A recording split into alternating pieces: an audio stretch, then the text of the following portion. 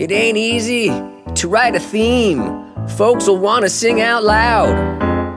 'Cause when you got cancer, wearing a wig and all, you don't always feel so proud. But here's the good part that no one knows. You gotta pass, let me show you how it goes. You gotta learn how to play the cancer card. Now for example, listen here. Hey Charlie, can I get a lift to the airport? I would love to, my friend, but I have cancer. Hey Charlie, you wanna go see Cat Stevens at the Greek tonight? Love to, but I got cancer. You got cancer? Don't be so sad. You got a little cancer, don't get so mad. You gotta learn how to play that cancer card. What do you expect? I got cancer. Hi everybody, this is Charlie Schlatter with Chris Gorelick. And we're doing another episode of the Cancer Card here at Universal Brigade Radio. Is that right, Ethan? Brigade Radio? Brigade Radio 1. Brigade Radio 1, the first. Anyway, today we have we have an awesome guest. We have Jillian Barbare. That is pretty cool. Yeah, who I used to know Jillian years ago. In fact, my wife was Colleen was a publicist. And she used to do booking for KTLA. They had a show like after their local news. Okay. Then they're like a national show. Yeah. And that's where I first met Jillian and first fell in love. Yeah, well, I've known her since, we'd all put her on in the middle of the day at the office. Yeah. When she was on, Good Day... Good Day LA. Good Day Jillian is what we used to call it. Yeah, in my right? house. It was something like that. Put on Jillian. She was very popular at the brokerage firm. Yeah, and then she did the Fox, then she did weather for Fox. Right. For the National Fox, for football. And for the NFL, yeah. Yeah, because they would always turn to Terry and Howie. Terry Bradshaw. They'd all turn to her. Yeah, those guys are very similar Everyone to always us. liked her, too. Yeah. She was always popular. One of the guys. She was one of the guys, for sure. And she's in the club. She has cancer. She has. I hear breast cancer. Totally she has went breast aggressive cancer. too. She went full throttle, dude. Yeah, she right away. She's like, I've got this thing. Cut them off. Get rid of them. Right away. I don't need them. Yeah. I don't want them. I haven't seen her though, so I wonder if she replaced them with anything. I don't know either. I think most do. Most, but I don't know how aggressive she decided to be. Yeah. She has to say, I'm just done with them. I'm really one of the boys. Yeah. So anyway, before she gets here, we should tell people things that she's done. Aside from what we talked about, where was it? It was on my phone like a second ago. I'm so old and tired. Flip phones, it's very hard to navigate those. I know. They have these new phones. Hang on, I'm looking back on a MySpace account. Here it is.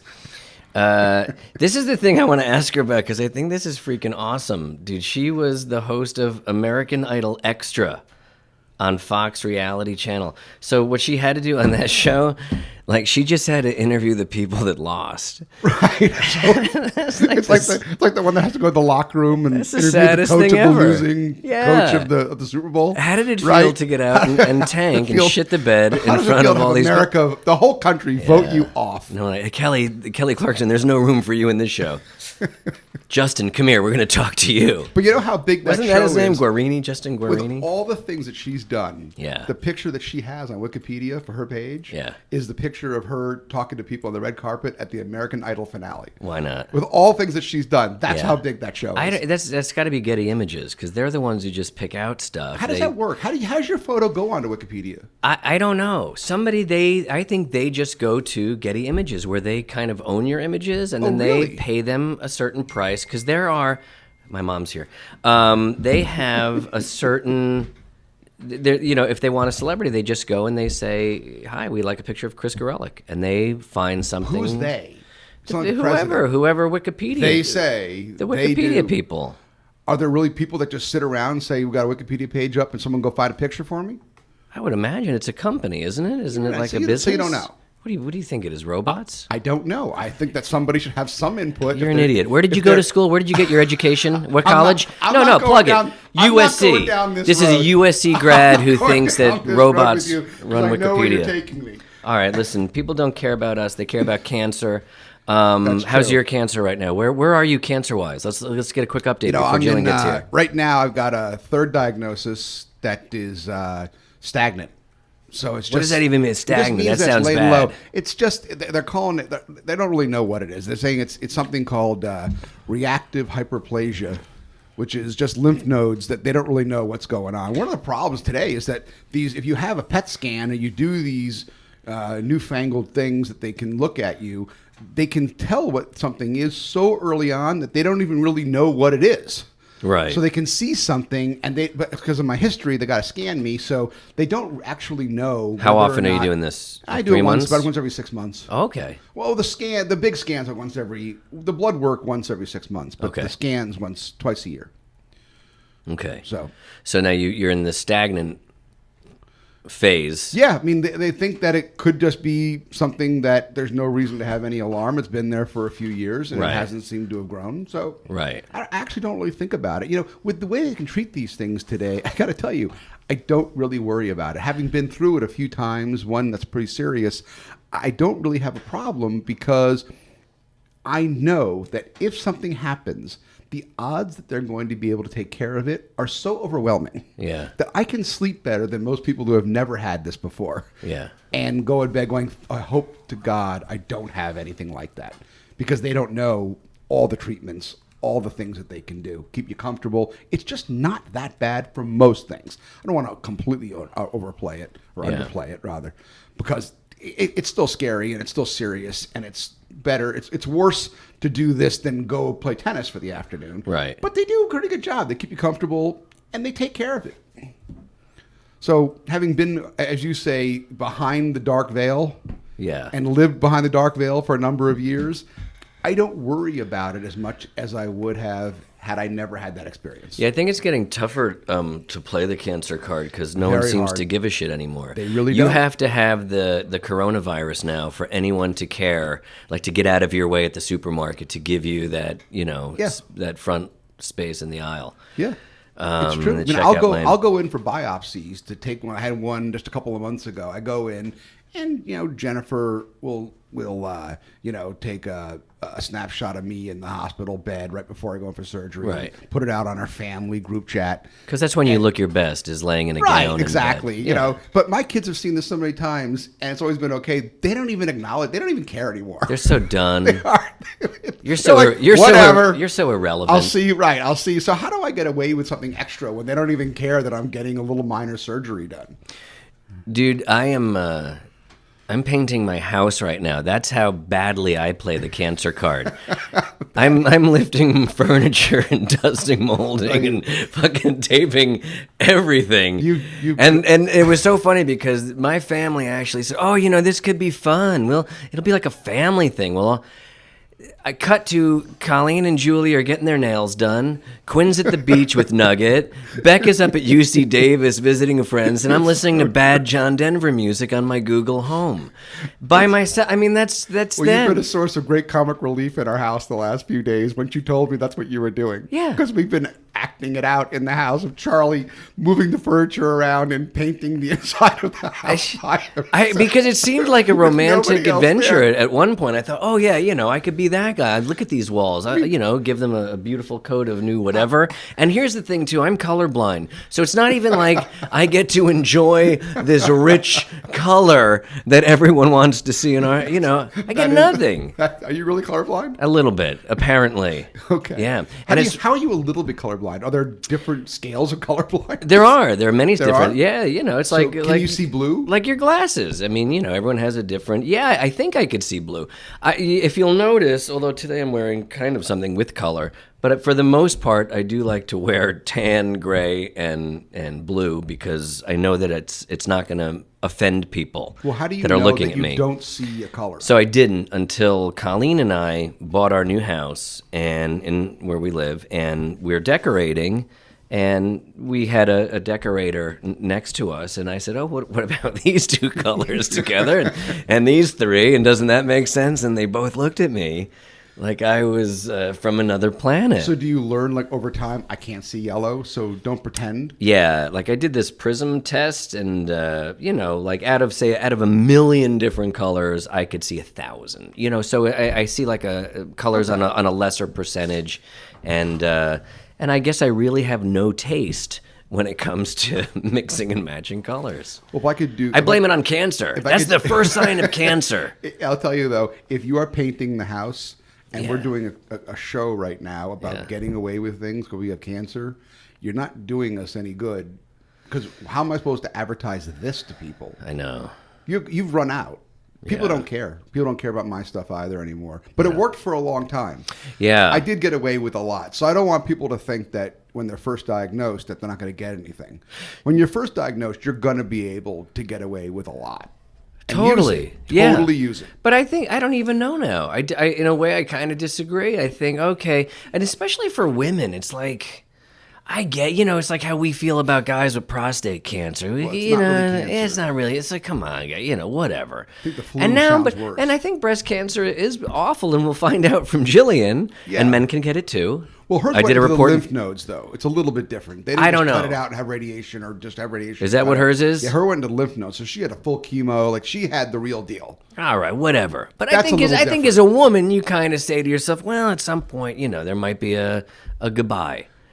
To the girls. Yeah. Right? Yes. And because it doesn't seem like, I don't know. But they have excellent replacements. Are people dying from breast cancer anymore? Yeah. I'm sure, well, but it's not like it used to be. I think you have to ask, did it go into the lymph nodes? Yeah. And if it didn't go into the lymph nodes, then it's worse than prostate cancer. Yeah. But I don't think you have to give them, you don't have to give up your line at Costco. Because you're right. I think you're right. It always seems like when someone does have breast cancer, like even my son's friend's mom, it was like in the it went to her uterus. Right. It metastasizes. Right. And then it's a disaster. Yeah. Then you got to give up, everyone in Costco's got to give up their Jillian space. will be our expert. She'll know. Right. She'll know for sure. All right. And I don't think she'll be bashful at telling us what she thinks. How it felt. I heard she's shy. I heard she's a little shy. See, I've heard something. She used to do the Howard Stern show, and it was really tough to get anything out of her. Really tough. Yeah, he always had a good time trying to kind of pull things from her. Yeah. Well, listen, my cancer is great. Thanks for asking. I was not. Well, that was the next segment of the show. Was asking because one of the problems is if you're painting the house, how much am I supposed to care? I know. How much damage could they have done to you if you're painting the house by yourself, a whole house? And you are a celebrity. You live in a freaking mansion. Yeah. Most of us, I could paint my house, but big deal. Yeah. I don't live in celebrity homes. Dude, really? Well, how is your leukemia? I don't know. I think is it's it delicious? I'm bad. I should go like every 6 months, and it's been like a year. But there's been like no, I don't change anything. Because I get lazy, and it's like, and then here's the thing too. There's dumb, and then there's really. I'm going to answer your question. I want to go, and then I say to myself, you know what? I put on like 10 pounds. I don't want her like pushing on my gut right now, and checking my spleen. I want so vanity is why it's you're a not little going vanity. in? Yeah, That's it's terrific. like I want to get in better shape before. That's great. Yeah. So I'm not going for my physical this year because I don't want her to know that I'm out of shape. That's literally why. Well, my physical, I'll be honest with you, like my guy now used to be in my network, and now he's like, it's like $1,500. Oh, I thought you said your gyno. No, my guy now. I thought you were going to my internist. That's a real hypochondriac. Well, you got to check everything, just in case. I got to check my uterus. He's $1,500 like out of pocket for a physical. That's a lot, and I love him. What insurance do you have? I love him. He saved my life. I have SAG. And SAG makes you pay $1,500 for your out of pocket? You weren't listening. He's out of my network. Well, I understand, but I thought you could go to anody with SAG. No, don't you have it's not magic. Are you not considered You went disabled? to USC? This is what you think? Are you not considered disabled? By who? Social Security.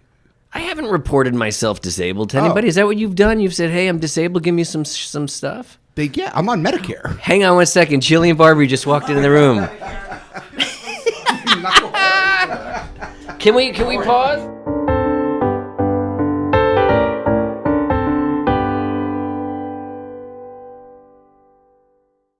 Hey, this is Johnny Vatos, and you're listening to Brigade Radio 1. Hey everyone, this is Ethan with Combat Radio and Brigade Radio 1. You know what's coming your way? A fully loaded audiobook of high-octane Imagineering, starring your favorite and ours, Disney and Universal legend Bob Gurr. That's right, the designer of the Matterhorn, Monorail, Elements of the Haunted Mansion, and so much more, including King Kong over at Universal Studios, has got a new audiobook, a follow-up to our successful Fail Fast, Combat Radio Conversations with Disney legend Bob Gurr. This one gets into his work with the 1984 Olympics, the Michael Jackson Victory Tour, working with Sid Sheinberg and all the legends here at Universal to rebuild and revamp their theme park and make it a competitor. All the wonderful engineering stories and insight from Disney and more, and everything you always wanted to know from the man himself, Disney legend Bob Gurr. Produced by your friends Jeff Dix, Mark Marshall, Brian Perales, and myself. Imagine This with legend Bob Gurr. Available on iTunes and all major platforms. Get it today.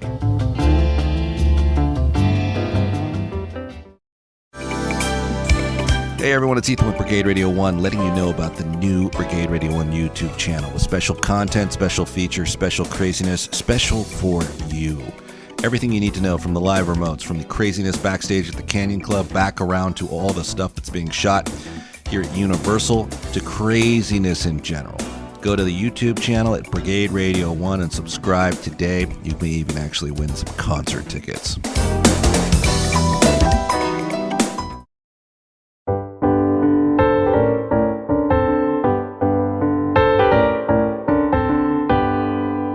Because I wanted to ask Jillian about her. So, and listen, we talked about what you do and all that stuff before you got here. So I'm glad I wore my sneakers. This lot is friggin' huge. It is. It's like too I was big. gonna wear heels, and I'm like, fuck it. Can I say that on the show? Yeah, I think so. I just was too tired. We're just going to edit you out completely. It's really, this is just like a whole vanity thing for Chris and I. What guest can we get this week? Who's going to believe we have a You show? look exactly the same, by the way. Oh, no, if I Yeah, take you this do. off, it's true, really... though. He doesn't really age. It's like I know. really sick now. No, you got to look close. Yeah, it's fucked up. not that good. It's not normal. It's not right. Something. I think you made a deal Saw with the the devil, blonde.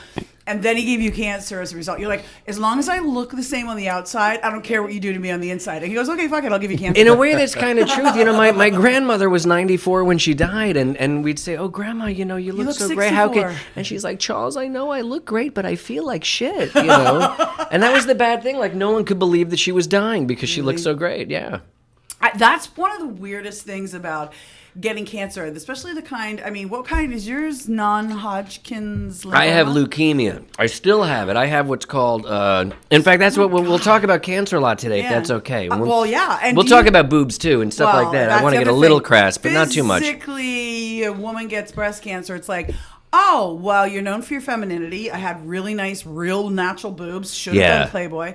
They chop them off. They give you chemo. You lose your hair. You're like, everything you're feminine. Yeah. Or you're known for femininity. It's gone. Yeah. So But you went very aggressive right away. Totally. Yeah. Like you announced it, and like inside 2 weeks, they were gone. Gone. Gone. Yeah, you were- How does that work? How does that? Double mastectomy. You just say 14 days. Is that your decision? Yep. They ask you for that? They said you're being really aggressive. I said, yeah, good, because I have 2 little kids at home. I have at the time, 9 and 11. So how long ago were you diagnosed? This is like 2 years ago. You're pretty recent, A right? year and a half, yeah. Okay. Yeah, you're a newbie. So I'm a newbie. Yeah, they. And how now? Ruby the newbie. Ruby is how old? She's now 12. She's 12, and Rocco's Rocco. 10. So Okay. they were 9 and 11. So it's like really, yeah. And Rocco's kind of one of the greatest names ever. He's the greatest. Kid Like ever. my wife, you know, and you know Colleen. I love Colleen. She would I didn't know not. if I was going to see her. I love her. She wanted me to say hi. Rocky was top of the list for names. Rocky or Rocco? Yeah, Rocky. Oh, I love that. Well, I she call him The wouldn't. Rock. That wouldn't fly. And then my second favorite name for a boy was Otter. I wanted Otter Schlatter, and she's like, "We're not gonna have a kid named Otter Schlatter." I'm gonna side with Colleen. Canute was also up there. I thought Yeah. Canute was a good, but then Beck is my son's name. So That's a great name. It's okay. Beck is It's a cool good. name. Good. Think about when you go through school though. Like I hated Jillian, and I always went Why? by There Jill. probably weren't a lot of There Jills. weren't, and were there there? still aren't. Like Jillian Michaels, poor thing. But when I turned professional, quote unquote, Yeah.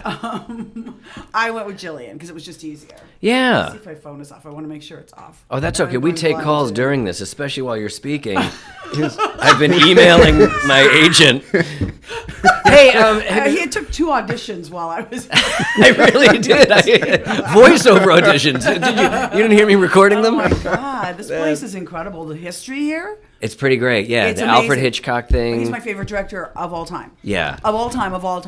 And then Spielberg, De Palma. But my daughter was running an account for him. Like while she was going to UC Santa Barbara, and while she was up there, she had this really cool job where she was running the Alfred Hitchcock Estate Instagram account. Okay, because and she knew nothing about him, but then all of a sudden she had to learn everything. And his daughter I think his daughter lived up that way.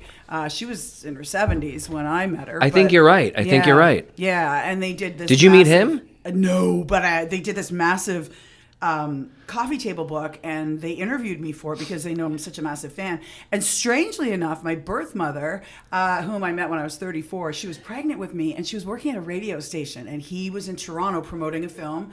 It was 1966, so I don't know, what could it have been? 66, The Birds? Maybe, I don't know. Yeah. And she was standing outside, and she had to wear a fake wedding ring because you couldn't be pregnant back then without being married. That's why they put me for adoption. Oh, scandalous. And it was the middle of winter, and she was standing at the bus stop afterwards, and he had a driver, and he was like, you're get in the car, and I'm gonna take you to, and she was like, oh God, I can't go to my house because she lived in the really bad part of town, and so she had him drop her off in the nicer area, and then she took the bus home. Isn't that great? So I guess I kind of did meet him. Yeah. I was there, but in a way. I think that's awesome. Not a great story. Did he have cancer? That's cool. That's a good question. How did he die? My guessing is he died with prostate cancer. Probably. Every guy does. Every man does. So. If it doesn't kill you while you're living, you die with it. You die. It's so true. Yeah. But the people that do get it, they say, isn't that the best kind that you can get if you have to have cancer as a man? That most we don't even consider that cancer anymore. Yeah, Although I will say this, I have a buddy who's going through it right now, and it's kind of an aggressive form of prostate. And because we always laugh, we're like, nah, that's not real cancer, dude. That's just guys who don't want to finger up the ass once a year. You know what I mean?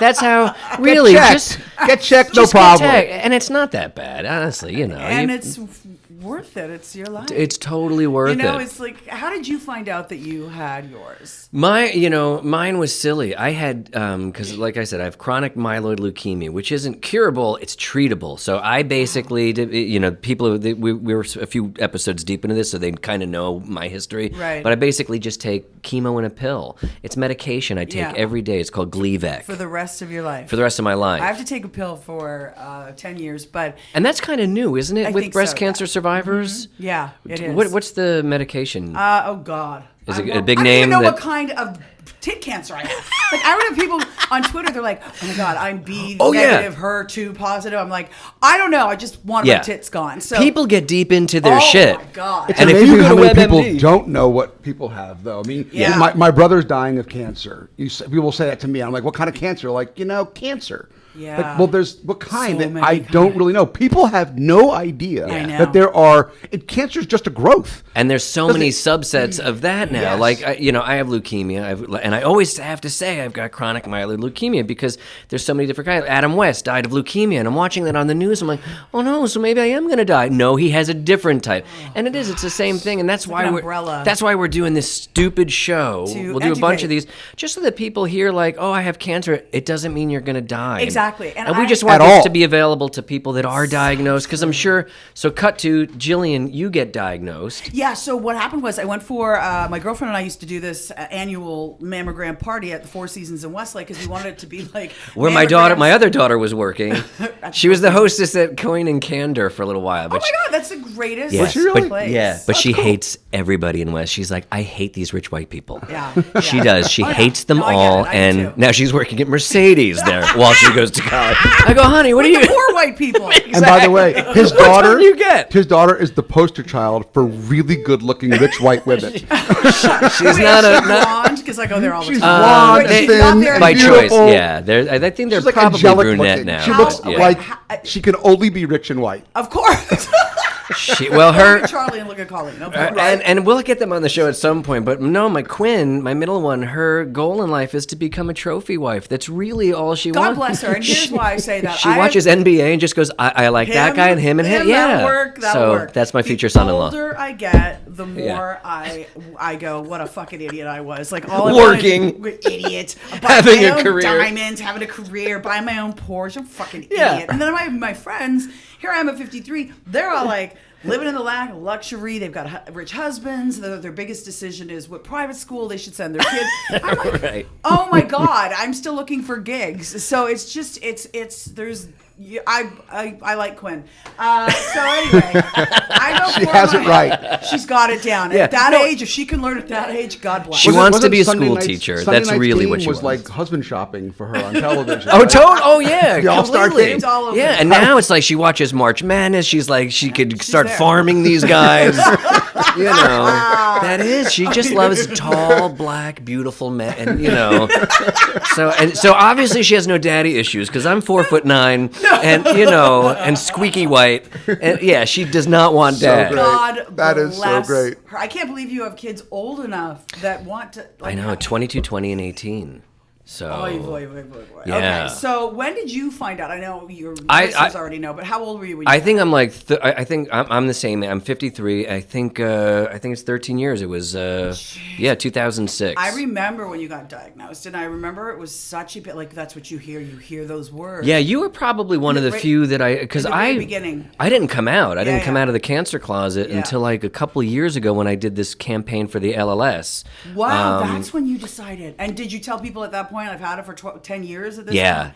And people freaked Holy out. And the other crap. thing is this, Jillian, so many people, the worst part about that whole deal was that, you know, all my buddies from Jersey who I never told, how you doing, man? I still like get all these calls from people. How you doing, Charlie? You okay, man? How you doing? Because I Yeah. know, it's like, I'm not going to die. I'm totally Yeah. fine. And Yeah. all right, well, we're thinking about it. Still praying for you. Yeah. It's like, just stop. Just go about your life. I didn't want to disrupt anything. Yeah. And in fact, I wanted to ask you this because I didn't tell my kids. My kids had no idea because they were little. They were, 5 or, Yeah. 7, 5, and 3, whatever. Yeah. And I didn't want to tell them. I didn't want their life to be about dad and his stupid cancer. Yeah. That's why I stopped even doing on-camera stuff a lot because Yep. they would freak out. Someone would come up to me at a table and say, "Hey, can I get an on? Why is anyone talking to dad?" Oh, my kids used to say, "Why does everybody know your name?" And I say, Right? "Well, yeah." So They as hate long that, as I sharing just- their parent, Yeah, and if I just make fart noises for a living, they love that. But now, all of a sudden, now that they're older, they're like, "Dad, we kind of want you to be fancy again." And I'll tell you what I'm doing later because it involves a wig. But But I am interested in hearing about that too because my children, when I was sick, are about the same age that your children were. Okay. And I was their only parent, so I didn't have a choice. Me too. So you I go to had the to doctor. sit down and talk to them. I had a family therapist that walked us through that. Oh, that's But really it's really one of the most pleasant things you have to do when you have cancer, it's right? because he has Isn't that no a people wonderful- skills. That's why he has to hire. I do. He I fucking I hires a generally have- person to we- break the news to his family. Well, we call them the family buffer. I like that. More than the I family get one of therapist. those. That's great. And how long ago was yours diagnosed? Mine was 2010 and 2012. So you Twice. had twice. Twice. He's had a yeah. couple. He's had like brain cancer and Brain. Yeah. Yeah. I had a bone marrow transplant. You did. Oh, You yeah. were a lucky one to get. Who gave Yeah. it to you? Because Me. I like to do things all enclosed. Oh, that's incredible. I'm Guy on self-contained. I'm self-perfuming. Apparently. Stop interviewing the interviewers. Sorry. I see what you're doing. But I really do Barbare. want to I'm hear. used to it. But I want to hear Turning, about. flipping I the think I do script. think it's a very important subject. As much we want to make this at least, which we have a plan, make this 15 to 20% informative. Yeah. So Well, I in, tell in you that what. That's borderline, generous. but I would. Ish. So I think it's I wanna important to talk let about people wigs. know about talking to their kids, because my guess is that. Based on who you are, that you were very upfront with your children. Good. I drove Yeah. home. And I would went love with to this- hear you. How you So talk to them. someone listening to this may say, "Okay, I was just diagnosed. Yeah. Do I tell my kids? Okay, What do you so, do?" So here's what I did, and it worked for me. When I was hosting this, and it started out with just 4 of us from the NFL. It was done by, do you know Lisa Ashley? She's a makeup artist on the NFL and tons of Netflix series. Over at Fox. Yes. I believe I do. She's yes. married to Billy. She is married to Billy Ashley, who's a Dodger. Okay. Yes. Was a Dodger. So, long story short, we've done this this was our 12th year, and it's gotten bigger over the years, and now we're sponsored by Nike and Fox Sports, and everyone gets like this great gift bag. We try to make it like a day of mammograms and margaritas at the spot, Right. 4 seasons, right? So last year. You don't serve pancakes at that? Flapjacks at the... You're squishing your tits in the machine. Yeah. So we have a Nipples. brunch. I'm just saying. We have I'm a this party brunch, planner. And then you go in, and every year you go in, and they used to say to me, are those your real breasts? Because you have to be honest. Right. Thank you for the compliment. Yes, they are. And so they'd squish them out, and I go, see? Then I'd go back and make cocktails for every person we had, because it was a party. Right. And I got a call back. In the business, I'm like, stupid fuckers, I got a call back, you didn't. Right. And I kept getting called back. And so they gave me a sonogram. I'm like, a sonogram? Like when I was pregnant? And they're like, yeah. And for 45 minutes, she was very quiet. And I was like, oh, okay. And I went back upstairs and I said to Lisa. And that's the worst. That silent. It's like you have a weird gut feeling. You feel the cloud just kind of coming in. So I said to Lisa, I have a really weird feeling about this, but I'm just going to go on with my day. Until I hear the C word, I don't give a shit. And you usually don't when you have a mammogram. You have to get a biopsy. Right. So I get a call from the doctor downstairs, the radiologist, and he said, we need you to get a biopsy tomorrow. Not next week, not next month, tomorrow. And I go, oh, okay. Still in party mode, making cocktails. Right. Then I get a call from my doctor, my regular practitioner. Wait. I think you said I thought you were going to say your regular proctologist. Do you have a proctologist on call? Regular. What's going on? Well, he calls himself one. I don't know. I'm going for my weekly proctology. That's code for boy toy. So no. So I go, okay, well, yeah, hi. I literally go, I was so annoyed. Hello, because I'm making cocktails. And I see Dr.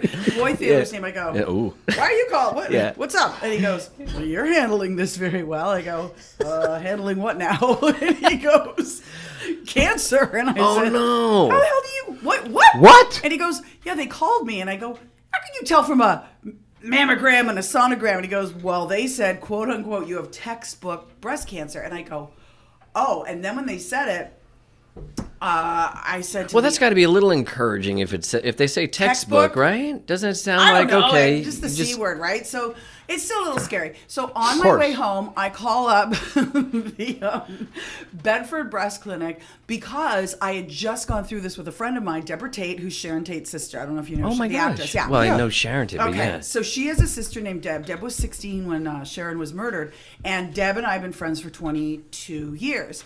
And I took her there. She had breast cancer. I found the best doctors. We did a lumpectomy. She had radiology. So my kids, they call her Aunt Deb, they're used to her. And I was like, okay, they're going to take this okay. Because they don't know the types of breast cancer. I don't know what kind I have. Right.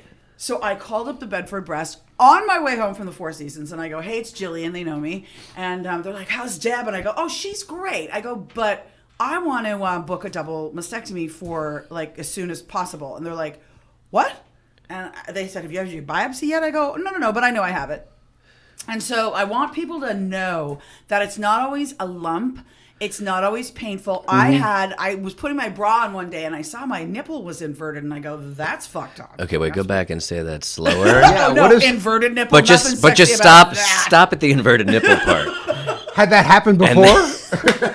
And then continue quickly. Not unless someone else was poking it. It had never happened before. And so it was okay. So I get just the biopsy. Something was going on. Yeah. I get the biopsy. It was like the next day or 2 days later, and as they're doing the needle, I said to the guy doing it, "Gosh, my doctor called me out of the blue and said cancer. I don't know how the guy doing the sonogram would know that." And he goes, "Oh, that was me doing the sonogram," and I go, well, what would you? I go, I already booked a double mastectomy. And he goes, well, your left breast is completely healthy. He said, but what I'm seeing here on the screen as I'm doing a biopsy, you have textbook cancer. This is cancer. I said, okay. So I'm not going to wait for UCLA to give me my results. I already booked it. Thank God. So now I'm going to tell the kids. So then I'm like, okay, what do I say? I have a double mastectomy book. I get the call on a Thursday. Because they're old enough. They know what cancer is. They know cancer is, and they've just gone through it with Deb. Yeah. And they know every movie that you watch, someone dies from cancer. Especially Disney. Yeah. It's always the mom. And leukemia was the big go-to also, just so you know, because I think no one knew anything about leukemia. It was like, this kid's going to die. How's he going to die? Leukemia. It's just absolutely true, especially with kids. You're right. Yeah. And so you go home, you're making a meatloaf. Yeah, as I do. Yeah. Drinking a bottle of wine. And I go, well, all right, so they're home. I go, hey, I just got to tell you guys, because UCLA had called. I forgot. So the biopsy, they came back, And they said, yeah, you have cancer. I go, duh. And then they said, but you also have lymph nodes. It's traveled into your lymph nodes. And that's when I started crying. I said, oh my God. That makes it much more scary for you. It does, yes. because the lymph travels, right? So is that technically like lymphoma now? Is that what this is? Well, or? it is. I mean, I have breast cancer. Technically, but it's a more complicated form of lymphoma. It is very complicated. Yeah. So they had to remove a bunch of lymph nodes. They were cancerous. And but anyway, so I said to the kids, they came home from school. I said, "Hey, remember when Aunt Deb had had breast cancer?" And they said, "Yeah." And I said, "Remember how I used to take her to appointments and she had her surgery and everything was fine?" And they go, "Yeah." And I said, "I found out I have the same thing." I go, "Can you guys believe it?" Now mine was a little different. Right. It involved chemo. It involved all that. So physically, like Deb always looked the same. For me, the cancer drugs make you bloat. And you go bald, and they don't tell you. You just go bald, like you fucking go bald. You lose your eyelashes, your brows. Yeah. So now you look like a plutonium victim, right? From, like in Russia or something. Although my hair just fell out like a clump here would fall out, and so I finally had to shave it because I looked ridiculous. Yeah. Right. That's really how it looks. It doesn't all. You don't just go bald. No. You have to make yourself go bald at some point because you have holes in your head from the hair, not literally. But I mean, actually is more empowering to do that because then you're in control of it. Because I would brush. And then, like, all my hair would be in the back. I go, whoa. Every now and then, I just shave it for the hell of it, just to empower myself. Fuck it. Does it work? No.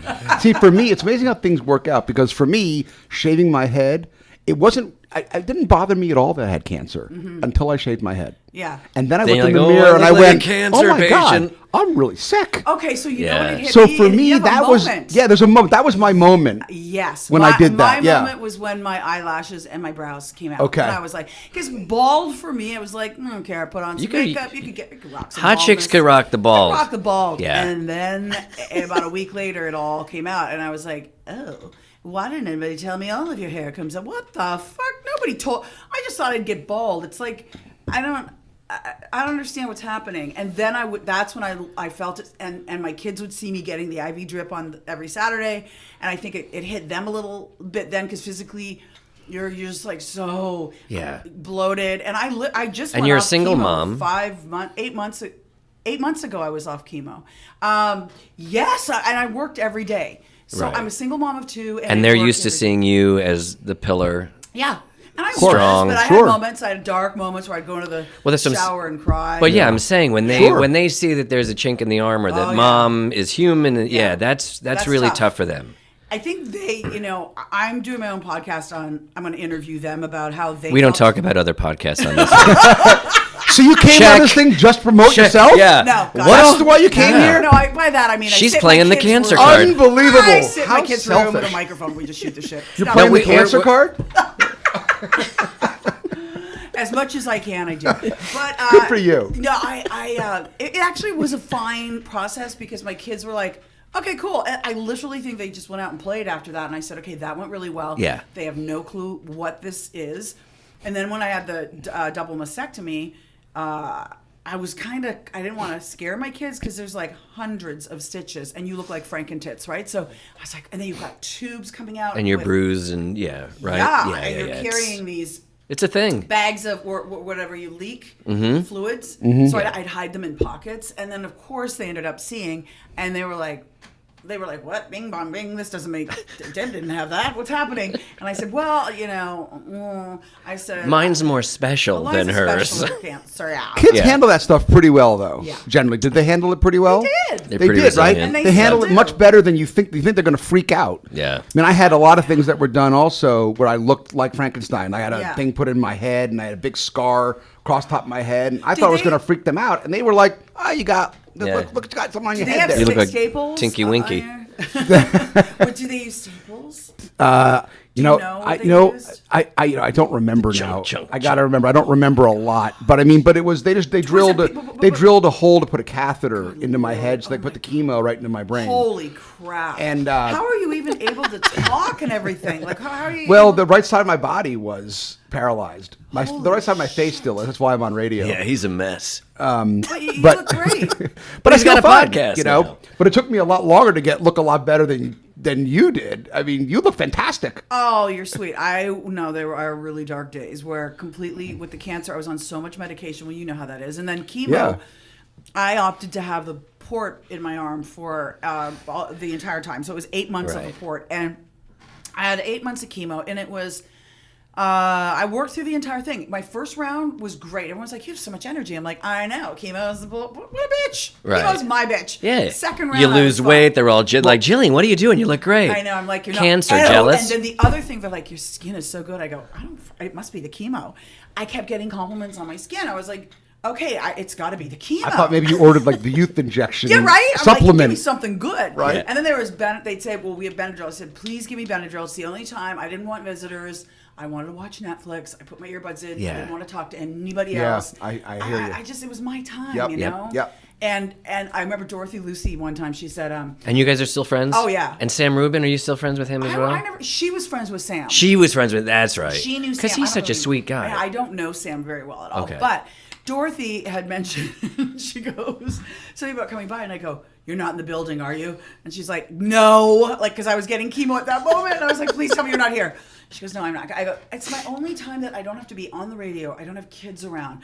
I just want to chill." So I always say, put Benadryl in my line so maybe I can fall asleep or kind of take it easy, you know? Right. And so it worked out fine. The third round of chemo kicked my ass. I would come home from the radio, I did 4 hours, and then I would just go to bed until the next day. One time I was out for 4 days, so I had to take a Friday off, and I didn't get out of bed until Tuesday. And that was the only time I took off work was a Friday and a Monday. And I got sent to the hospital once at like 3 a.m. That's pretty incredible. Yeah. Your resilience on that. It was really, I was strong. I had to be, though. Really strong. And now who's watching the kid? Who's taking care of the No kids? one. They look after themselves. No. I mean, for God's sake, they're almost 10. The door's locked from the outside. You keep with a lot of food. It's all good. No, I had an incredible woman who's still with me because it's like you need help. My family's in another country. You know what I mean? It's just like I don't have anybody. I have friends, right. but friends have lives. They've got husbands. They've got kids. They've got school runs. And now, what about your friends? So, like for me, I have a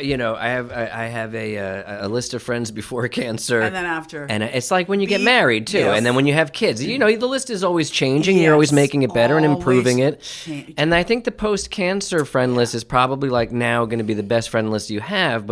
But did you? I mean, because I did. I had some people that I really thought were just gonna step up and be there, and they're like, oh, no, they were nowhere to be found. And then other people just kind of come out of the woodwork, and they're like, Jillian, I'm here for you. That was Dorothy Lucy. That was a real. She was the one. She was your warrior. She really helped me. I had a neighbor that would take me because you can't drive home from the chemo, so I would Uber there. I would Uber to work, and then Uber from KBC to to Tower Oncology, and then she would pick me up. Who'd you see at Tower?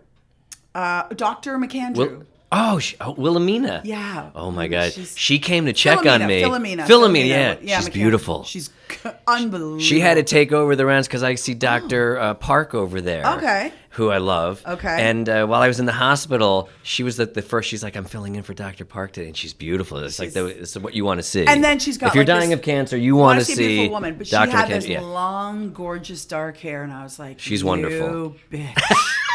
How dare put it in you? a fucking bun today. You couldn't have wore a hat because you're just sitting there. I think she walked by me one time because I was so bloated from the chemo drugs and I had a hat on, and she just walked by and she was like looking for the number. She's like, "This is you in chair 51." So you got yours done there too, your infusions, and you still have to go. The first no, I do nothing now Just a except pill. I just take my pill. Yeah, I went to I'll tell you, his name is Dr. Joshua Trabulus. Do you know him? No. Fabulous Trabulus in Beverly Hills.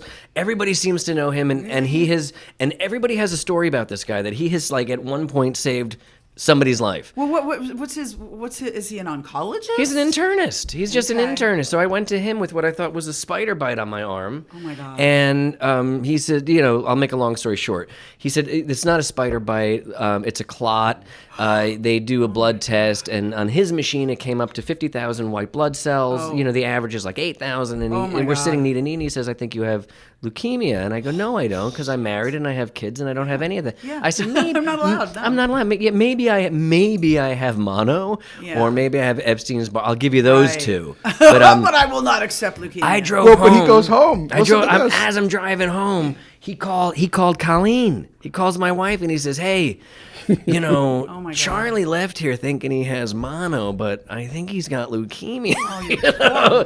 Because I didn't hear it. I was like, "No, I'll see you later, doc." And that's what he tells Colleen when he gets home. She goes, Yeah. "How'd it You go, got mono. doctor?" He goes, "Yeah, I got mono." So then I went to the next day. I had to go. He had an appointment for me with Dr. Did Colleen make it a little more? Was she like, no, you don't? You have. She's like, "What's going Your on?" poor You know, mom, your Dr. poor Tribulus wife. called me. You know, I was like, "Yeah, I don't know." So anyway, the next day I had to go for a bone marrow biopsy, and which is nothing. And then that turned out I had 336,000 white blood cells, which That's, like, isn't massive. It's not the record, but it's pretty God, close. it's up there, so I right? was totally on death's doorstep when I got that. Yeah, and that's when the treatment began. Oh, and then I'll tell you this really quickly. The next day, because he says, "I think you," and he was spot on. He says, "I think you have chronic myeloid leukemia, which is treatable." This is what he had said to me. Thank I go, God. Great. Yeah. You heard treatable. That's a good thing. Yeah, right? so it's all good. Because otherwise you hear leukemia and it's. So I'm on my way back. Coldwater Canyon phone rings. It's Dr. Tribulus, and he says to me, "We got to get you over to Cedars." I go, "Why?" He goes, "Well, I want to start you on an aggressive treatment, blah." And I go, "Why? You just said I don't have to go for my next treatment until whenever." He goes, "Well, we got some numbers back, and it doesn't look good. You're in like what's called like a blast crisis, or I don't know, some crap." Oh my God. Yeah, and now, so then, is it hitting you, or are you still kind of didn't like, hit me meh? yet. Nothing hit me yet until I asked him this question. I said, "Am I going to die?" And he said, "Charlie, we're going to get you the best care we could get you." Oh my God. And that's the windshield moment. He said, "You have got to clear your plate of everything. This is the only thing on your plate right now." Oh my God. And it's you getting healthy. Oh my God. Yeah. So those are so great some words. cold water. Was that what woke you up? Yeah, totally. And, did. and I said, "Do I have time to go home and get Colleen and get some stuff?" And he says, "Yeah, don't worry. You know, I'm They wanted gonna you there that started day. me the process at Cedars and the whole thing. Holy that day. shit. So did you went to Tower Oncology at Cedars? Is that where you were at? Like No, that? Cedars was the first stop when I spent like 4 or 5 days in the hospital. Oh my God. That's where I went. Yeah. But prior to that, I had only been to Tower the one time Oh, and for a that bone was- marrow biopsy, and they're looking at my numbers going, "This dude," because even like my blood was like sludge. Oh my like the God. viscosity of it. I'll whip out that word. It's like sludgy oil. It was just like that right? grossness. Yeah, like Really? that's why I was clotting. That's why it was just like nasty. I what seriously is thought, this? oh, and I'll tell you this. I went to an urgent care like 2 weeks prior with like another thing that I thought was a bite. They gave me a cream. And, you know, it goes away because the clot kind of dissipates. But I went with the other one. And He's like, I'm sorry, that is not a spider bite. I really thought I was going to get another cream. Who is this a Dr. better cream. Trabulus? He sounds like Dr. fabulous. Trabulus, fabulous. He Trabulus? is What's his name? Trabulus. Yeah. Trabulus. Trabulus. And he sounds amazing. He's the best. Yeah, obviously. He spotted it for you. He's just, you know, like nowadays that everyone just sends you to a specialist and this guy and that guy. But he's one of these guys that like, I was telling Chris before you got here, yeah, it's $1,500 for my physical, which, you know, at this point, it's like, I'll just go to a motion picture guy for, you know, a $10 copay. Right. Because Trabulus is now out of pocket. Yeah. So like I'm getting cheaper. And so so I haven't gone to him. But you know what? What's great about that physical, you sit with him knee to knee afterwards and you just talk. And he knows like what's going on in your life. And he can kind of, you know, he smelt a rat. That's really what he did. Unbelievable. Because I went there, honestly, Jillian, I went there with no symptoms aside from that bite and being tired and being 40. I was tired. And whatever. And he said, "Do you mind if I just feel your spleen for a second?" Because at that moment, he smelt the rat. And he's like, "Dude, your spleen is like a basketball." And I said, "Is that good?" You know? I thought, you know. I always wanted to be a Well, that's what's so amazing to me That's is they found my cancer the same way through a physical, and so people always say to me like, "What do you recommend for health and all that kind of stuff?" Having been what you've been through, excuse me, and Do I you say, say physicals? I say, wash your hands and get an annual physical. Yeah. Because what they can find out at your annual physical is nothing short of miraculous with And the women, blood work. And I think women and are better, right, at it because I think you do your so. gyno. Gotta I would do the imagine gyno. every year at least, right? Yeah. And even And then, our bodies, you know, we're pretty in tune with them. Like when you have a baby, you're pretty in, you know, you got a human growing inside of you, and I think women are really in tune, but like there are times guys are so not like even you just guys saying are I'm in tune pussies. with my I know, body. I know. I was thinking I'm There's in nothing tune with in tune nothing over down here. here. nothing. Yeah. Except, true. you know, Yeah. maybe get the thing shoved up your ass at a certain point, right? Yeah, that's That's it. where the proctologist comes in because I got to start those. I haven't done one yet, and I'm 53. But now, when did you know you were going to be fine? And were you scared? Were you ever scared? I was scared for the kids. Like, I was like, oh my God. That's all you think about. That's all you think about. And, Grant, my ex-husband, so he got remarried and has a baby. So I was thinking, okay, well, that's the backup plan. They'll go live up north with him. He lives 10 hours away. I'm like, they will go live with their father. Oh. That's going to be a hard change for them. Are they both his? Yeah. I thought one was from a different dad for no, some reason. No, I was married to a baseball player. They're both Grants. I didn't That's have right. You didn't have kids with him. Yeah. Right. Okay. So they're both Grants, yeah. As far as he knows. And you and Grant are still good. Are you guys good? Do you guys have a good relationship? I mean, I like his wife. I get along better with his wife, I think. Oh, good. Because she's like sweet and kind. And Grant's just a little gruff, and he's tougher to get along with, I think. But he probably would say the same thing about me. But it's been a journey, and I think the only time I got really scared was when I had, it was one chemo I was going through, and I'm like, I'm sitting here fucking chemo. Like, it dawned on me that I was going through chemo, and I was going to lose my hair because Dr. McAndrew was like, oh, you're going to lose it in one, chemo one session. Fell swoop, yeah. And I was like, what? I go, that's like, what? I thought it was going to take 3 or 4. And she goes, no, the first one, I'm just going to warn you. But nobody tells you about your hair, your eyebrows, your lashes. I didn't have pubes because, thank God, I lasered years ago. Same. What just happened? So weird. And I also did my underarms. So for me, it was great there, and my legs. So it was like, okay, that doesn't matter. Right. But everything from there on up, I was like, ooh, that's pretty brutal.